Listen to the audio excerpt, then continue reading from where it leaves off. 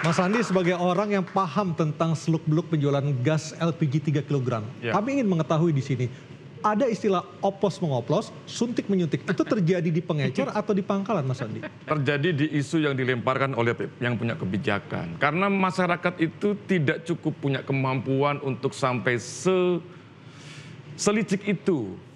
Kami yang di mikro, yang sangat kecil ini, kemampuannya hanya beli 10 biji, dijual seminggu laku, dijual lagi. Hanya itu kemampuan. Artinya pengecer juga tidak tahu sebenarnya berapa sih isi dari gas 3 kg yang dijual itu, apakah benar 3 kg Itu ada ataukah sudah berkurang? Ada di pangkalan. Pangkalan biasanya ada di SPBE ya, stasiun pengisian blok LPG itu. Ya. Dia di situ. Jadi kalaupun ada isu, itu isu. Menurut saya isu, karena kami tidak menemukan secara masif terjadi proses. Tapi pernah dapat komplain terkait gas yang dioplos gitu? Atau pernah mendengar cerita langsung dari yang mengalami? Dulu, kira-kira 5 tahun yang lalu pernah ada isu itu. Itu Kalau isu atau fakta ya Mas Andi? saya tidak tahu. Dulu 5 tahun yang lalu ya kan ini sebenarnya sistem dari 3 kg ini kan sudah kurang lebih 15 tahun ya Bang ya? Ya. 15 tahun kan. Kemudian tiba-tiba hari ini pengecer menjadi harus dibingungkan dengan situasi ini. Ibu-ibu, emak saya juga bingung gitu kan yang ada di Banyuwangi, di Jember.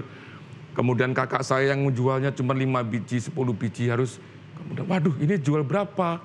Ditanyain oleh Mas, petugas. artinya singkat cerita, kalaupun ada oplos mengoplos atau suntik menyuntik itu terjadi di pangkalan menggunakan alat khusus seperti itu? Sederhananya tertibkan dulu pangkalan. Oke. Tertibkan dulu agen. Jangan kemudian rakyat terus. Agennya dulu nih tertipin, siapa sih agennya? Tertipin di pangkalan, yang punya pangkalan ini siapa sebenarnya? Mbak Prita saya kira punya data lah itu. Pangkalan ini yang punya siapa saja nih? Pejabat siapa saja yang punya ini? Cek dulu tuh. Jangan-jangan sudah punya pangkalan LPG 3 kg, di rumahnya yang dia ini pejabat masih pakai 3 kg juga. Ini kan brengsek. Malu langsung. Malu silakan. Itu sebabnya tadi kuncinya adalah pengawasan, tata kelola yang dimasukkan di dalam satu sistem. Sistem yang diatur ini ada 2. Sistem terhadap distribusi tadi. Saat ini Pertamina, tadi saya sebelum kesini saya update dari Pertamina, sudah ada 370.000 yang mendaftar menjadi subpangkalan di berbagai daerah di Indonesia dengan prosedur yang juga dipermudah. 370.000 ini masuk ke dalam sistem sehingga kemudian nanti bisa terlihat begitu dalam proses pengawasannya. Itu dari sisi distribusi. Dari sisi penerima manfaat sudah juga kemudian kita pakai tata kelola NIK. Yang ini juga merupakan satu hal yang direkomendasikan. Artinya pakai KTP oleh ya Mbak Lulu ya? KTP yang direkomendasikan oleh KPK bagaimana subsidi tepat sasaran. Jadi yang bisa membeli yang benar-benar berhak. Karena kalau kita lihat ya, ada di tabung 3 kg itu ada satu tulisan yang aduh saya juga kenapa sih harus ada tulisan seperti itu, rasanya miris bacanya. Tapi ternyata kemudian tulisan itu tidak berpengaruh tuh. Begitu masih tetap saja orang yang kemudian mampu tidak malu. Di tabungnya, di Bahkan- truknya. bahkan bagaimanapun ada sistem artis yang yang akan ketahuan kontrol. pakai 3 kg. Itu dia tuh. Jadi sistem inilah yang kemudian menjadi satu alat kontrol. Tentunya tadi kami sambil terus kemudian meminta masukan implementasinya dari Mas, kemudian juga dari asosiasi, dari UMKM, dari masyarakat, dari pengecer. Apakah sistem ini masih bisa diimprove lagi, masih bisa dikembangkan lagi untuk tata kelola yang tepat. Baik. Mbak Lulu, Jadi nanti setiap sub pangkalan ini akan dikasih semacam scan barcode gitu untuk NIK-nya, jadi misalnya orang nggak akan beli pindah-pindah gitu di satu tempat, atau mungkin nyuruh ART-nya gitu, atau nyuruh supirnya gitu kan, biasanya kayak gitu kan? Untuk teknisnya nanti Pertamina akan menyampaikan. Yang jelas pesan Presiden adalah jangan menyulitkan masyarakat. Oke. Harus mudah, harus dibantu. Saya kira nggak perlu tepat diawasi sasaran. Mbak Brita. Karena sistemnya sudah jalan. Tertipin aja tuh Pertamina. Cukup. Kalau nanti pengawasan lagi jadi kayak pemilu aja semuanya diawasi. Udahlah tertipin aja itu, ada aturan mainnya sudah ada. Kemudian kalau memang saya tadi dibisiki oleh beliau, ya sudah kalau memang kemudian itu toko eceran, jadikan kemudian subagen yang terkecil, tidak perlu pakai syarat yang ribet-ribet. Mampunya beli berapa nih untuk dijual lagi? 10 tiap minggu, sudah selesai. Kami yang di kecil-kecil ini tidak terlalu banyak mikir. Jadi ada orang beli dilayanin, lebihnya cuma 2.000. Nah, sialnya itu yang Artinya ada disoal. tanggung jawab sosial juga dari pengecer ya untuk Pak. membantu orang-orang yang membutuhkan gas. Tanya beliau ini sudah kita ini menyiapkan 10 tabung tiap minggu, ada orang kematian masih nyumbang lagi, nggak pernah terfikirkan. Beliau-beliau yang di politik ngerti. Toko ini kalau di masyarakat tuh dia punya 10 tabung dijual tiap minggu, kemudian beli lagi belanja.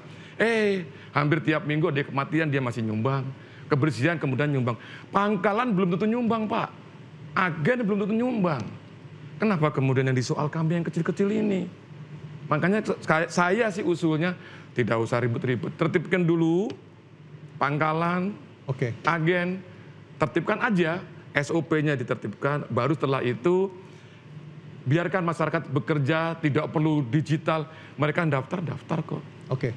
RT, RW, kelurah, kades itu ngerti, oh ini toko, silakan daftar nih, sudah ngerti. Baik. Tidak perlu digital kok, sederhana saja. Oke, Bang Rahman, untuk pengawasan distribusi itu dari domainnya SDM atau domainnya Patra Niaga? Kalau pengawasan domainnya Kementerian SDM. Oke, dan hari ini Karena Pak Bahlil mengatakan akan membentuk badan yang khusus memonitoring distribusi. Iya, memonitoring gas terutama 3 pertama kilogram. terkait kepastian bahwa harga itu sesuai dengan harga subsidi. Nanti pelaksanaannya gimana Bang? Ataukah memakai model apps, aplikasi atau seperti apa? Salah satunya aplikasi, itu lebih memudahkan. Tapi maksud saya, konsen dari Pak Menteri Bahlil itu adalah bagaimana tadi soal uang negara ini mau diselamatkan.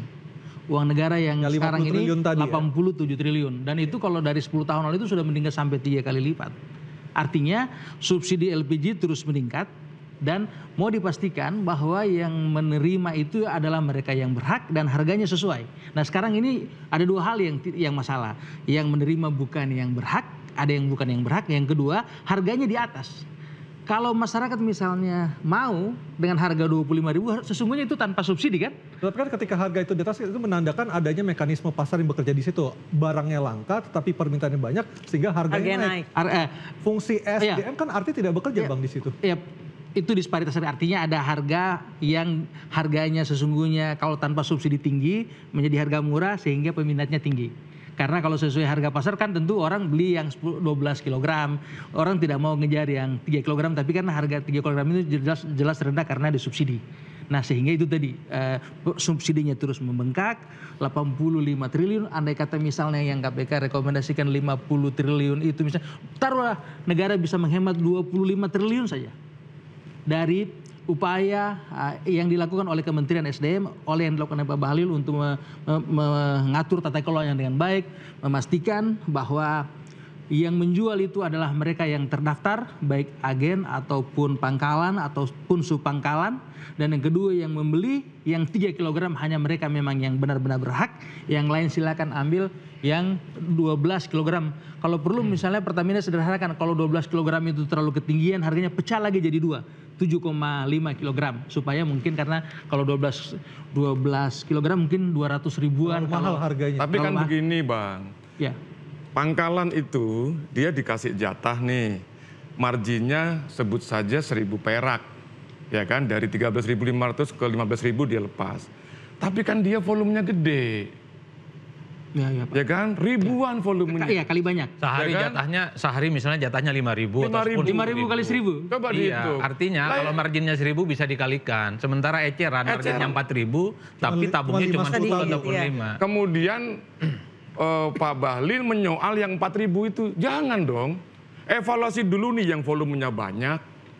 Jangan menyoal yang mikro gitu. Kalau Pegadaian itu kan punya jargon menyelesaikan masalah Tanpa masalah. tanpa Tanpa masalah. masalah. Kalau yang Pertamina ini menyelesaikan masalah dengan masalah, Pak. Ya kan itu yang terjadi. Kenapa? Pangkalan di kita kan nggak banyak. Yang banyak itu adalah pengecer dan itu langsung mengakses kebutuhan warga. Oke. Per hari ini tidak ada warga yang komplain bahwa harga 3 kg itu mahal. Nggak ada. 25.000 berarti sebenarnya nggak keberatan Mereka ya? terbantu kan kemarin waktu langka para warteg itu ngomong jangankan 30 Mas, 50.000 pun kita bayar kok. Yang penting nggak sulit dan nggak harus cari pangkalan berhari-hari. Yang ingin saya katakan ada adalah kata itu benar, 50.000 saja itu warga terima berarti kan sesungguhnya subsidi bisa kita cabut.